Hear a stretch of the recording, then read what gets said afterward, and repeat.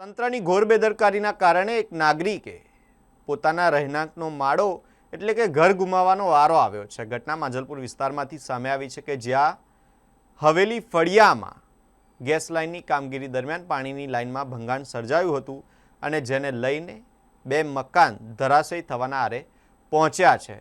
ત્યારે આ સમગ્ર ઘટનાને લઈને નાગરિકે ભારે રોષ વ્યક્ત કર્યો છે।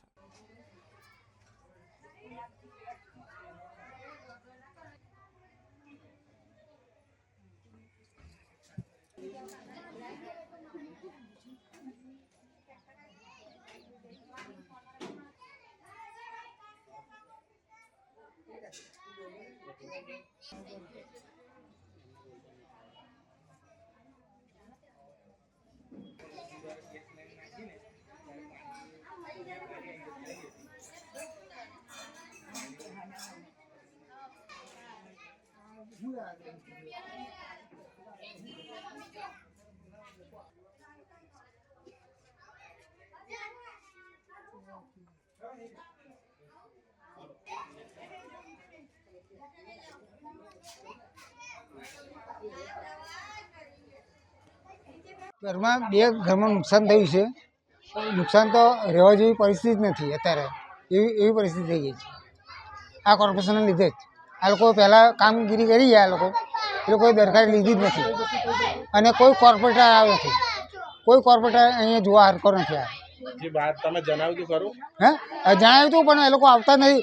5 વર્ષની અંદર એક વાર આ બાજુ ફરજિયાત નથી લોકો। હાલ ઇલેક્શનનો માહોલ છે, ના અત્યારે આવ્યા હતા ફેરણીમાં આવ્યા ગયા ફેરણીમાં આવ્યા પછી ના ફેરણીમાં આ ફેરણી પછી થયું, બંને કોર્પોરેટર આવી ગયા પછી આવું થયું।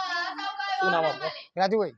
આ માંજલપુર ગામ છે, હવેલી વાળું ફર્યું અને આ ઘટના સવારે 9 વાગે બની હતી। શું ઘટના બની હતી? ઘટનામાં એવું છે કે જે સમયે આ ગેસ લાઈન ખોદવા આવેલા ને તે સમયે પાણીમાં ડેમેજ થયેલું, પણ પછી એ લોકોએ કંઈ કરી નહીં ગયા। તો આજે સવારે કોર્પોરેશનના માણસો જ્યારે આવ્યા તે સમયે એમને જોયું કે ભાઈ આ પહેલેથી ડેમેજ થયેલું છે, એને લઈને આ નુકસાન થયું છે। ગેસની લાઈન નાખવા ક્યારે આવ્યા હતા? ખાસો ટાઈમ થયો છે। એટલે ત્યારનું જ ડેમેજ હતું? હા, ત્યારનું જ ડેમેજ હતું। એટલે કોર્પોરેશનના માણસો ભૂવો પડ્યા પછી આવ્યા? ભૂવો પડ્યા પછી આવ્યા। હા, કેટલા વાગે એમને જાણ કરી હતી? એમને અમે 9:30 જાણ કરી હતી। કેટલા વાગે આવ્યા હતા? આવી ગયેલા તૈયારીમાં, અડધો પોણો કલાકમાં આવી ગયેલા। જે પ્રકારે ભૂવો પડ્યા, આજુબાજુના ઘરોને કેટલું નુકસાન છે?